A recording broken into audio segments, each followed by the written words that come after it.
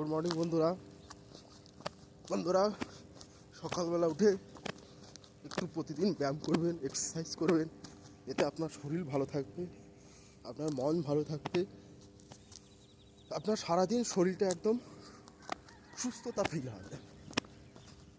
এই প্রত্যেক দিন 20 মিনিট ব্যায়াম করুন, দেখবেন আপনি আপনার শরীরের মধ্যে আলাদা লেভেলের এনার্জি পাবেন, যা আপনাকে সারাদিনের যত কাজকর্ম থাকে, আপনি অফিস আদালত যেখানেই কাজ করুন, মাঠে ঘাটে, আপনার শরীরটাকে সুস্থ সবল এবং মনে হবে যে আমি আগামী আরও 30 বছর সুস্থভাবে বাঁচতে পারবো। বন্ধুরা, আমার যদি কথাগুলো ভালো লেগে থাকে তাহলে আমার